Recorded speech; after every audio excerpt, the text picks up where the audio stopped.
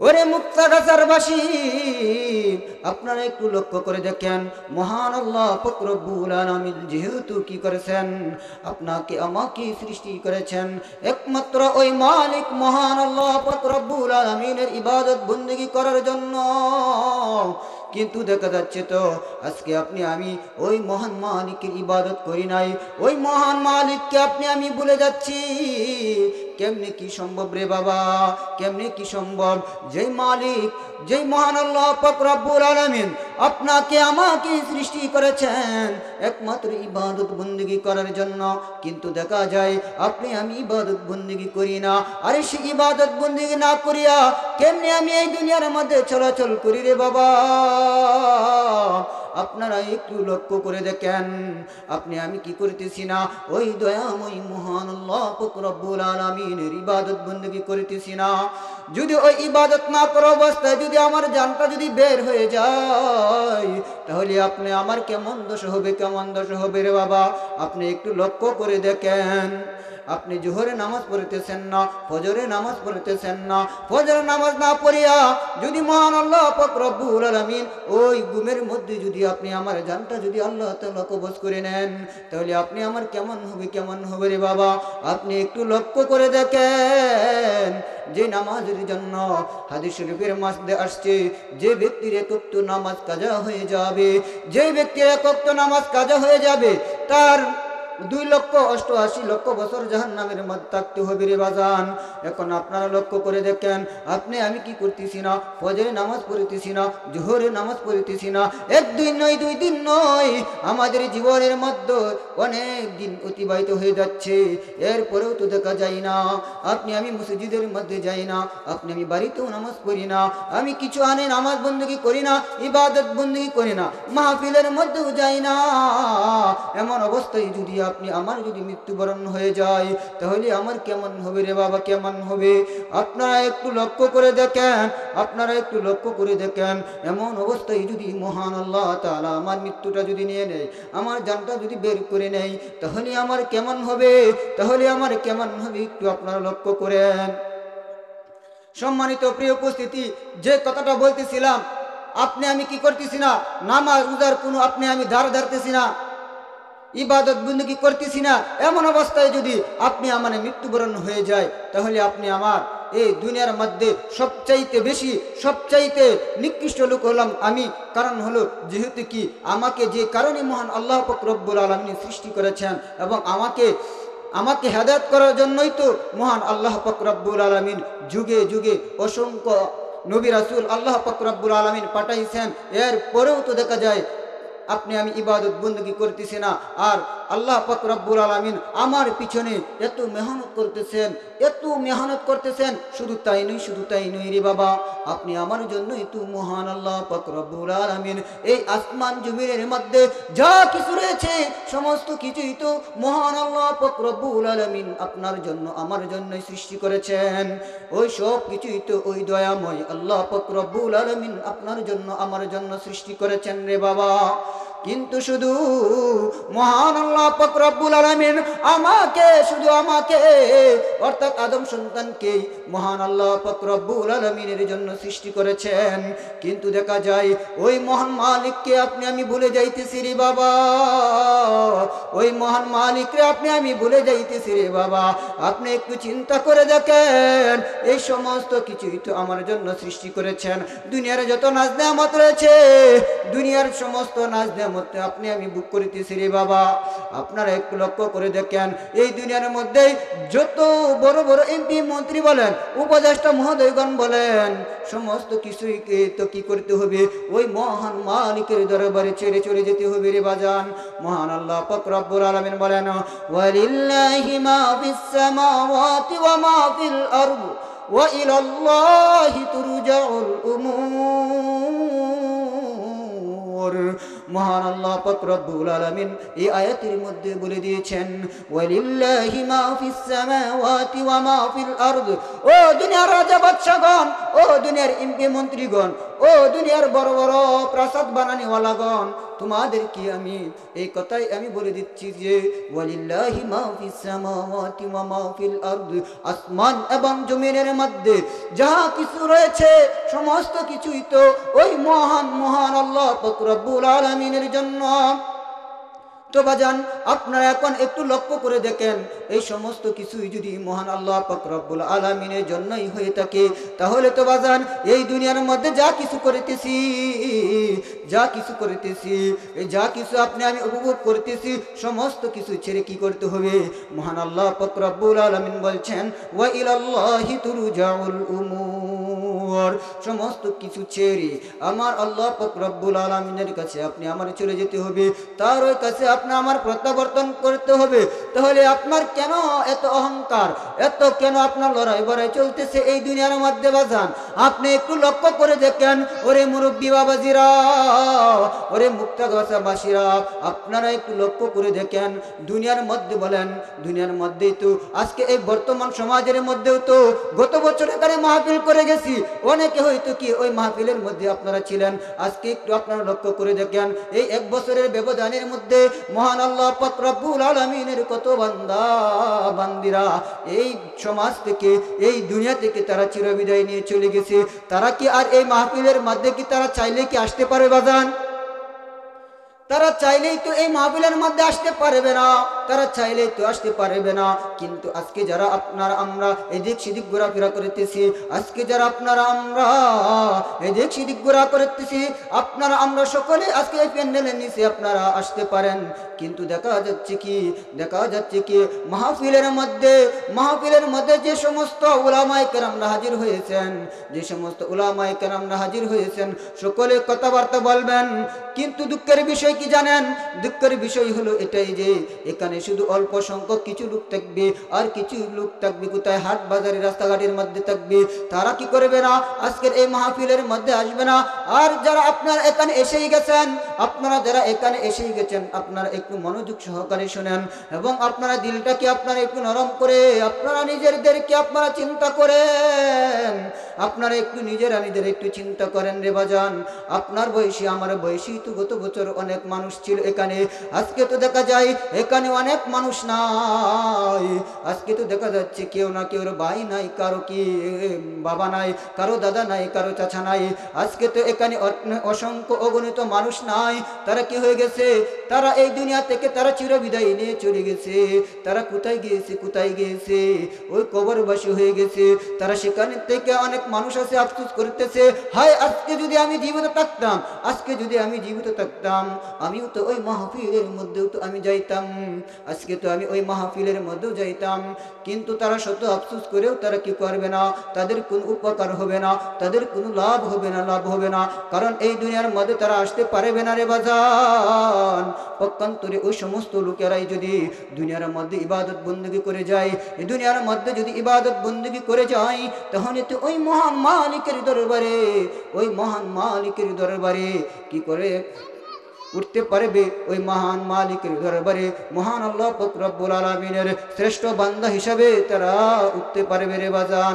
পক্ষান্তরে তারা যদি দুনিয়ার মধ্যে যদি খারাপ কাজ করে যায়, তারা যদি জাহান্নামী হয়ে যায় রে বাজান, তারা অনেক আফসোস করবে, হায় আমি যদি এই দুনিয়ার মধ্যে থাকতাম, দুনিয়ার মধ্যে থাকা অবস্থায় যদি আমি ইবাদত বন্দেগী করতাম, নামাজগুলি আমি ভালো করে পালন করতাম, দুনিয়ার মধ্যে থাকা অবস্থায় যদি রাসূল আরবি সাল্লাল্লাহু আলাইহি ওয়াসাল্লামের তরিকা মতো যদি আমি চলতাম, রাসূল আরবি সাল্লাল্লাহু আলাইহি ওয়াসাল্লামের তরিকা মতো যদি আমি চলতাম, তাহলে তো আজকে আমার এই কবর জগতে আমার কোনো কষ্টই হইতো না, আমার এই কবর জগতের মধ্যে কষ্ট হইতো না রে বাজান।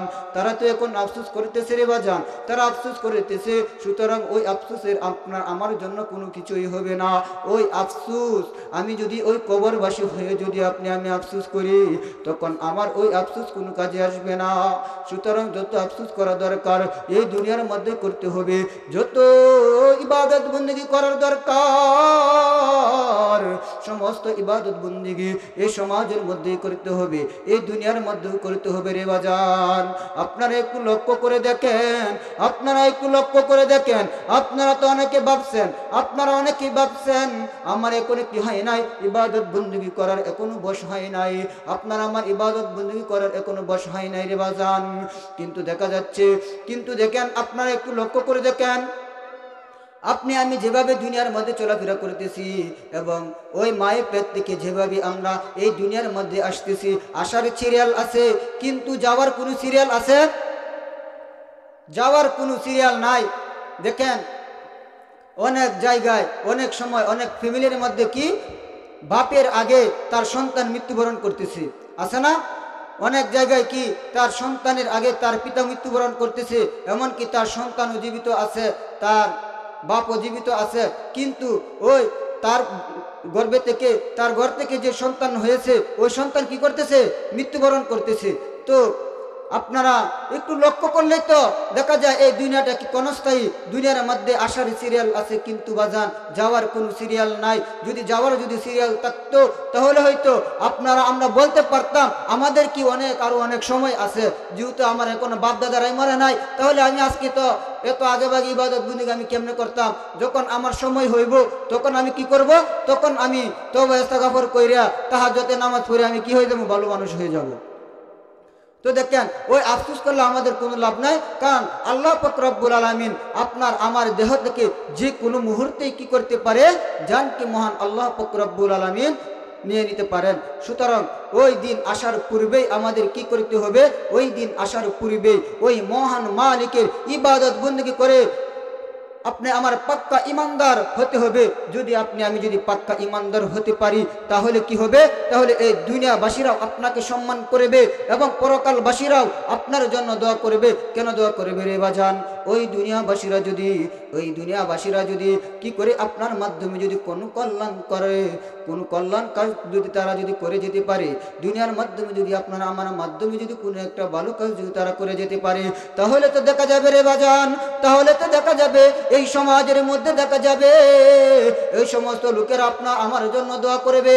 কিন্তু দুনিয়ার মধ্যে যদি এই সমাজের মধ্যে যদি আপনি আমি যদি অশ্লীল বেহাপনা কাজ যদি করি তাহলে কি হবে?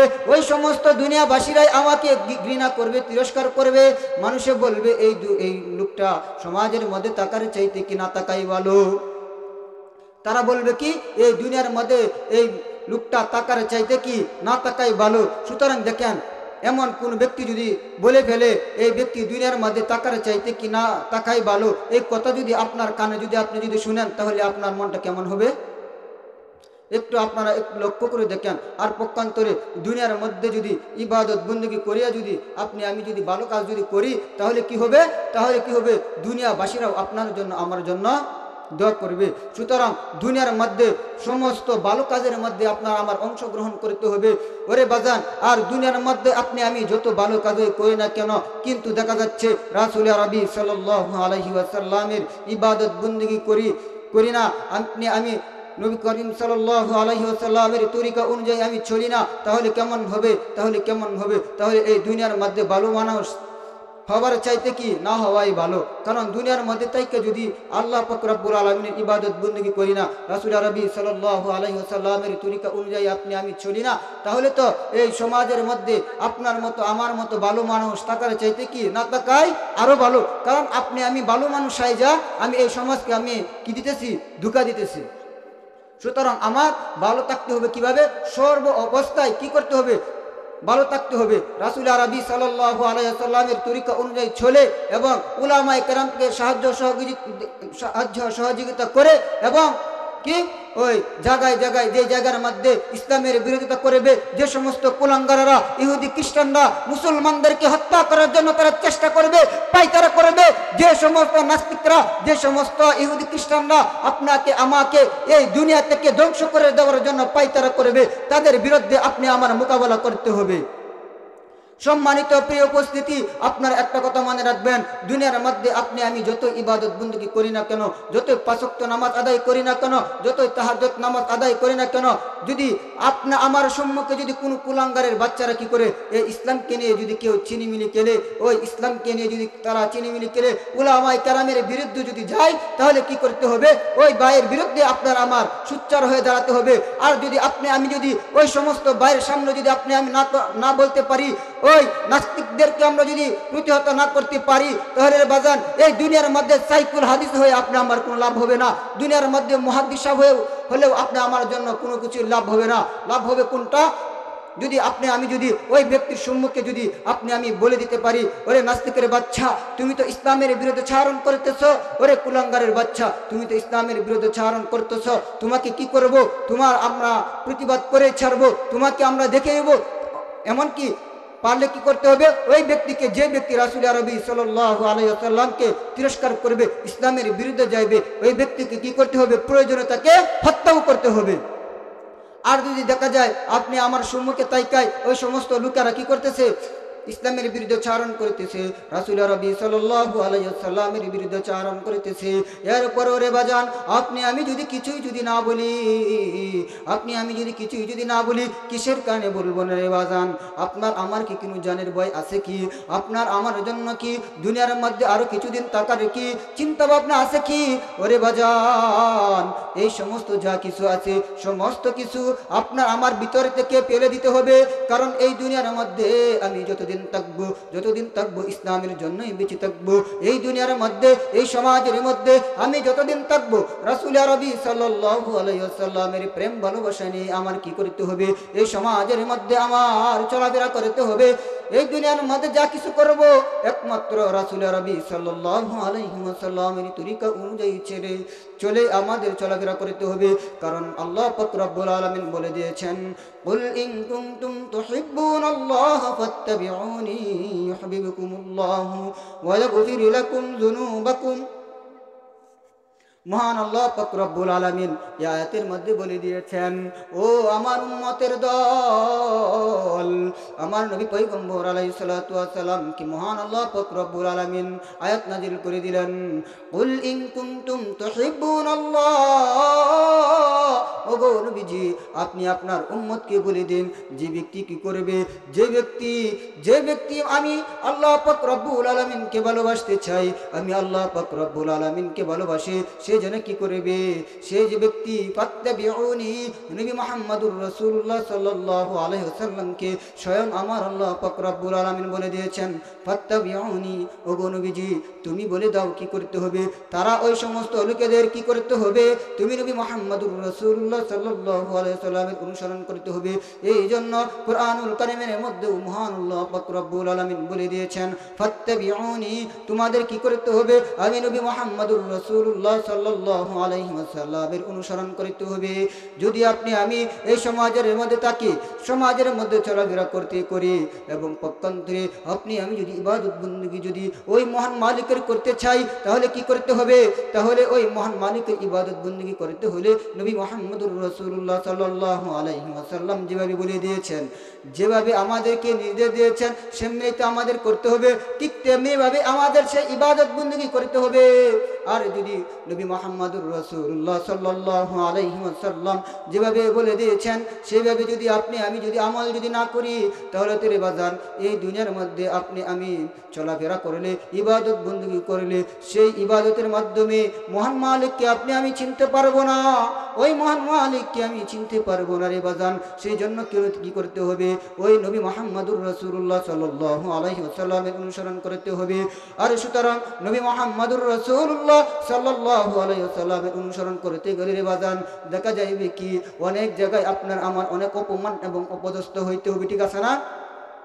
অনেক জায়গায় দেখবেন নবী মুহাম্মদুর রাসূলুল্লাহ সাল্লাল্লাহু আলাইহি ওয়াসাল্লামের তরিকা অনুযায়ী চলতে গেলে কি করতে হবে? অনেক জায়গায় কি করতে হয়? আপনি আমার অপমান এবং অপদস্থ হইতে হয়। দেখবেন অনেক জায়গার মধ্যে আপনি যদি মাথার মধ্যে যদি আপনি টুপি রাখেন, দেখা যায় অনেক কুলাঙ্গারের বাচ্চারা কি করে? টুপি নিয়েও কি করে? কটূক্তি করে। অনেক জায়গায় দেখবেন আপনি যখন আপনার পকেটে মিসওয়াক থাকবে, সেই মিসওয়াক নিয়ে কুলাঙ্গারের বাচ্চারা আপনাকে আমাকে তিরস্কার করে। আপনার আমার শরীরের মধ্যে যখন সুন্নতি পোশাক থাকে, সেই পোশাক নিয়েও কি করে কুলাঙ্গারের বাচ্চারা তিরস্কার করে বেড়ায়। এই সমস্ত কথাবার্তা কি করতে হয়, আপনি আমার শুনতে হবে। সুতরাং এই শোনার পরে যদি কি করি, আপনি আমি যদি মনে মনে যদি আমি চিন্তা করি, যেহেতু লোক সমাজ কি করে আমাকে তিরস্কার করে, আমি আর মাথার মধ্যে আমি টুপি দিব না, আমি গায়ে আমি লম্বা জুব্বা আমি পরবো না, আমি মিসওয়াক আর করবো না রে বাজান, তাহলে কিন্তু আপনি আমার কপাল পড়ে যাবে। দেখেন সাহাবায়ে কেরামরা কি করতো, সাহাবায়ে কেরামরা জায়গায় জায়গায় তারা চেষ্টা বিক্রি করতো। যে সমস্ত জায়গার মধ্যে সাহাবায়ে কেরামদেরকে বেশি বেশি তিরস্কার করতো, ওই জায়গার মধ্যে কি করতো, সাহাবায়ে কেরামরা রাসূল আরবি সাল্লাল্লাহু আলাইহি ওয়াসাল্লামের সুন্নাত গুলাকে তারা আরো পরিপূর্ণভাবে তারা পালন করার জন্য আরো তারা বেশি চেষ্টা ফিকির করতো।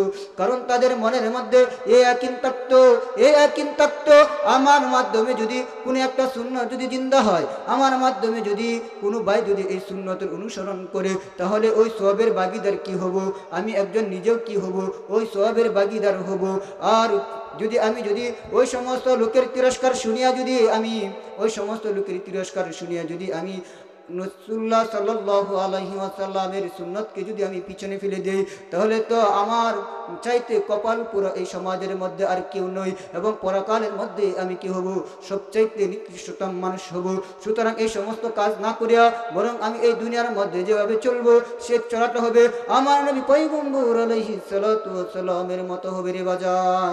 দেখেন এই রাসূল আরবি সাল্লাল্লাহু আলাইহি ওয়াসাল্লাম এই মানব জাতিকে হেদায়েতের জন্য কি করেছেন, আমার পয়গম্বর নবী মুহাম্মদুর রাসূলুল্লাহ সাল্লাল্লাহু আলাইহি ওয়াসাল্লামকে পাঠাইছেন।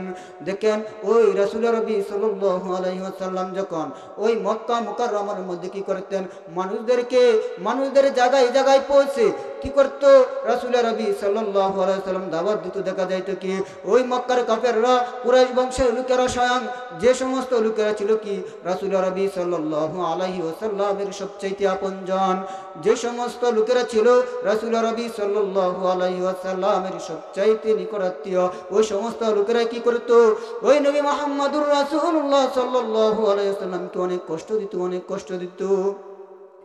ওই কষ্ট দেওয়ার পরেও কিন্তু আমার নবী মুহাম্মদুর রাসূলুল্লাহ সাল্লাল্লাহু আলাইহি ওয়াসাল্লাম এই হেদায়েতের পথ থেকে, এই সত্যের পথ থেকে, অর্থাৎ কালিমার দাওয়াত থেকে কি আমার নবী মুহাম্মদুর রাসূলুল্লাহ সাল্লাল্লাহু আলাইহি ওয়াসাল্লাম কি বিন্দু পরিমাণ এদিক সেদিক হয়েছে কি, বিন্দু পরিমাণ এদিক সেদিক হয় নাই।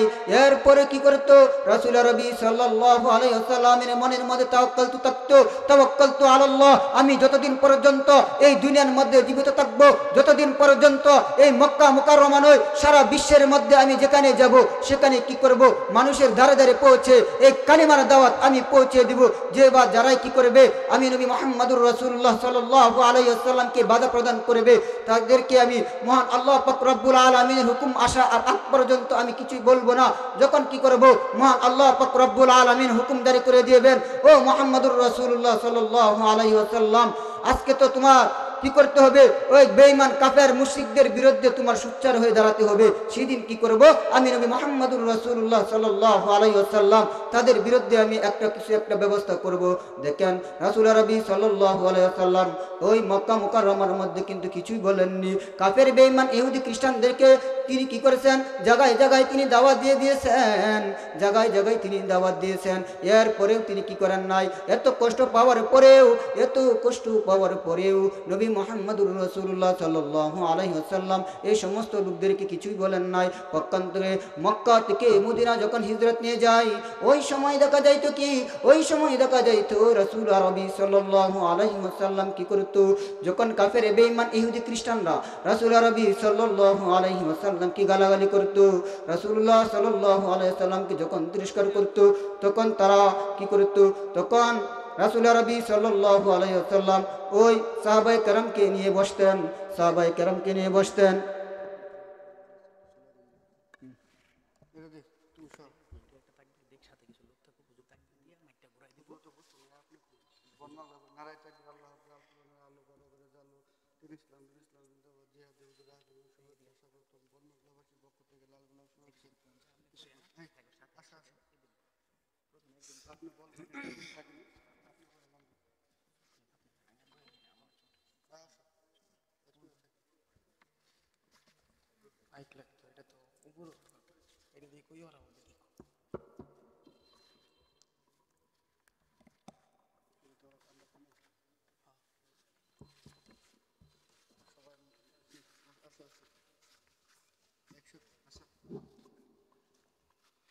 নারে তাকবীর, আল্লাহু আকবার, নারে তাকবীর, আল্লাহু আকবার, দিন ইসলাম জিন্দাবাদ জিন্দাবাদ, আল হাদিসের আলো, ঘরে ঘরে জালো, আল কোরআনের আলো, ঘরে ঘরে জালো, ইলিয়াসুর রহমান জিহাদি সাহেবের আগমন, শুভেচ্ছা স্বাগতম, মুফতি ইলিয়াসুর রহমান জিহাদি সাহেবের আগমন, শুভেচ্ছা স্বাগতম, বাইতুল হাসান জামা মসজিদের পক্ষ থেকে, লাল গোলাপ শুভেচ্ছা,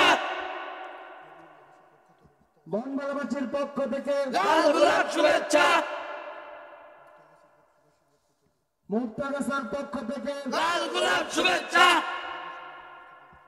যুব সমাজের পক্ষ থেকে, লাল গোলাপ শুভেচ্ছা, নারে তাকবীর, আল্লাহু আকবার। সম্মানিত প্রিয় উপস্থিতি, আপনারা ইতিমধ্যে শুনতে পেয়েছেন ইলিয়াসুর রহমান জিহাদি সাহেব আমাদের মাধ্যমে আমাদের এখানে উপস্থিত হয়েছেন। সুতরাং যে সমস্ত আলোচনা করতেছিলাম তা ইনশাল্লাহ গুছিয়ে আমি আমার মূল আলোচনা আমি শেষ করে দেব। তো সম্মানিত প্রিয় উপস্থিতি, নবী মুহাম্মদুর রাসূলুল্লাহ সাল্লাল্লাহু আলাইহি ওয়াসাল্লাম মক্কা থেকে মদিনায় হিজরত করে যাওয়ার পরও দেখা যাইত কি ওই কাফেরের দলেরা আমার নবী মুহাম্মদুর রাসূলুল্লাহ সাল্লাল্লাহু আলাইহি ওয়াসাল্লামকে তারা নানাভাবে তারা কষ্ট দিত এবং কষ্ট দেওয়ার পরেও কিন্তু আমার নবী মুহাম্মদুর রাসূলুল্লাহ সাল্লাল্লাহু আলাইহি ওয়াসাল্লাম ওই সমস্ত লোকদেরকে কিছুই বলেননি। কিন্তু যখন মহান আল্লাহ পাক রব্বুল আলামিন আমার আল্লাহ পাক রব্বুল আলামিন যখন হুকুম করে দিলেন, ওগো পয়গম্বর আলাইহিস সালাতু ওয়াস সালাম, আপনি আর কতক্ষণ আপনি সহ্য করবেন ওই কাফেরের কথা? আপনি আর কতক্ষণ আপনি সহ্য করবেন? আপনার কি করতে হবে? আপনার সাহাবায়ে কেরামকে নিয়ে, আপনার উম্মতি মুহাম্মাদেরকে নিয়ে কি করতে হবে? ওই কাফের বেঈমান ইহুদি খ্রিস্টানদের বিরুদ্ধে আপনার কি করতে হবে? তাদের বিরুদ্ধে আপনার সোচ্চার হয়ে দাঁড়াতে হবে। তখন কি দেখা যাইতো? তখন নবী মুহাম্মদুর রাসূলুল্লাহ সাল্লাল্লাহু আলাইহি ওয়াসাল্লাম সাহাবায়ে কেরামকে নিয়ে বসতেন এবং বসার পরে বলতেন, ও আমার সাহাবায়ে কেরামরা, তোমরা তো জানো আমি মক্কা থেকে আজকে এখানে এসেছি দিনকে কায়েমের জন্য, মানুষের ধারে ধারে আমি ইসলামের বাণী পৌঁছে দেওয়ার জন্য। আর দেখা যায় কি ওই কাফের দলেরা এখন কি করে আমাকে কষ্ট দেয়, আমাকে গালাগালি করে। ও আমার সাহাবায়ে কেরামরা, তোমরা কি বলো? তাদের বিরুদ্ধে আমরা কি করব? ওরে বাজান, রাসূল আরবি সাল্লাল্লাহু আলাইহি ওয়াসাল্লাম তাদেরকে শুধু পরীক্ষা করার জন্য বলছেন। কিন্তু দেখেন, কোনো আল্লাহ পাক রব্বুল আলামিনের পক্ষ থেকে যদি কোনো বিধিবিধান আইসাই পড়ে, তাহলে দেখবেন সমাজের মধ্যে কি থাকে না, কোনো ইখতিলাফ থাকবে না। দেখবেন যে সমস্ত আলোচনার মধ্যে, যে সমস্ত মাসলা মাসাইলের মধ্যে সরাসরি মহান আল্লাহ পাক রব্বুল আলামিন কি করেছেন? ফরজ ওয়াজিব সুন্নাতগুলো সাব্যস্ত করে দিয়েছেন। সেই সমস্ত আলোচনার মধ্যে, সেই সমস্ত মাসআলার মধ্যে কোনো ইখতিলাফ থাকে না। দেখেন, নবী মুহাম্মদুর রাসূলুল্লাহ সাল্লাল্লাহু আলাইহি ওয়াসাল্লাম তিনি জানতেন, যেহেতু মহান আল্লাহ পাক রব্বুল আলামিন জিহাদের কথা বলে দিয়েছেন। আর জিহাদটা কি? জিহাদটা হলো ফরজ। আর সেই ফরজের কথা তো সাহাবায়ে কেরামকে তো বলতে হয় না। সুতরাং তিনি কি করলেন? সাহাবায়ে কেরামকে শুধু তাদেরকে পরীক্ষা করার জন্য নিয়ে বসলেন এবং বললেন, ও আমার সাহাবায়ে কেরামরা, আমাকে তো এবং ইসলামের বিরুদ্ধে চারণ করতেছে ইহুদি খ্রিস্টানরা, ইসলামের বিরুদ্ধে চারণ করতেছে ইহুদি খ্রিস্টানরা। তাদেরকে কি করব? তাদেরকে কি করা যায়? তখন দেখা যাইতো দুনিয়ার মধ্যে যে সমস্ত লোকেরা কি করতো না, মানুষের সাথে কোনো কঠোর খারাপ আচরণ করতো না, সেই সমস্ত সাহাবায়ে কেরামরা রাসূল আরবি সাল্লাল্লাহু আলাইহি ওয়াসাল্লামকে বলে দিত, ইয়া রাসূলুল্লাহ, ওগো মুহাম্মদুর রাসূলুল্লাহ সাল্লাল্লাহু আলাইহি ওয়াসাল্লাম, আমরা আপনার ডানে বামে সামনে পিছনে সর্বদিক দিয়ে কি করব? আপনাকে আমরা সাহায্য সহযোগিতা করব। আর আমরা যতদিন জীবিত থাকব ততদিন পর্যন্ত আপনার গায়ের মধ্যে, আপনার শরীর মুবারকের মধ্যে কোনো বেঈমানের বাচ্চাকে এক ফুটা ফুলের টুকা দেওয়ার জন্য আমরা দিব না। আমাদের দেহ যতদিন পর্যন্ত প্রাণ থাকবে ততদিন পর্যন্ত আপনাকে আমরা সাহায্য করে যাব। যতদিন পর্যন্ত আমাদের দেহ প্রাণ থাকবে ততদিন পর্যন্ত ইসলামের কথা আমরা বলেই যাব এবং মানুষের সম্মুখে মানুষের দ্বারে দ্বারে এই হেদায়েতের আলো আমরা পৌঁছে দেব। ওগো ইয়া রাসূলুল্লাহ, আপনি কি বলতে চান? তখন সাহাবায়ে কেরামদেরকে রাসূল আরবি সাল্লাল্লাহু আলাইহি ওয়াসাল্লাম বলতেন, ও আমার সাহাবায়ে কেরামরা, আজকে তো অমুক যুদ্ধে তোমাদের যাইতে হবে, আজকে বদর প্রান্তরে তোমাদের যাইতে হবে, উহুদ প্রান্তরে তোমাদের যাইতে হবে, অমুক জায়গায় অমুক দেশের মধ্যে তোমাদের যুদ্ধ করতে হবে। তখন সাহাবায়ে কেরামরা উত্তরে দিত, ওগো আল্লাহর রাসূল সাল্লাল্লাহু আলাইহি ওয়াসাল্লাম, আপনি যেহেতু আমাদেরকে আদেশ করছেন অবশ্যই কি করব তে চাই। এবং যে সমস্ত লোকেরা আগামীতে আপনারা ক্ষমতায় আসবেন আপনাদেরকে আমরা বলে দিতে চাই, আপনারা মাথায় রাখবেন, আমরাও যদি ক্ষমতায় যাই তাহলে কি করতে হবে? আমাদেরকে উলামায়ে কেরামদেরকে নিয়ে, উলামায়ে কেরামদেরকে সাথে নিয়ে আমাদের এই সমাজকে এগিয়ে নিয়ে যেতে হবে, এই দেশকে আমাদের এগিয়ে নিয়ে যেতে হবে। আর যদি আপনারা মনে করেন আমাদের সাথে হুজুর টুজুর কিছু লাগবে না, আমাদের মাধ্যমে যা কিছু হোক না কেন আমরা হুজুরদেরকে আমরা সাথে নিব না, কমি মাদ্রাসাগুলোকে আমরা সহযোগিতা করবে না, তাহলে আপনারাও মনে রাখবেন আপনারও কিন্তু অবস্থা হবে ওই মাননীয় প্রধানমন্ত্রী শেখ হাসিনার মতো। ওই আমাদের সাবেক প্রধানমন্ত্রী শেখ হাসিনা যেভাবে পলায় যাইতে তারা বাধ্য হয়েছিল, ঠিক তেমনিভাবে আপনারও কিন্তু এই বাংলাদেশ থেকে আপনারও কিন্তু বিতাড়িত হইতে হবে। সুতরাং আপনারা লক্ষ্য রাখবেন যে আমরা যতদিন পর্যন্ত এই ক্ষমতায় থাকবো বা যাবো, আমরা ততদিন পর্যন্ত উলামায়ে কেরামকে আমরা সহযোগিতা করে যাব।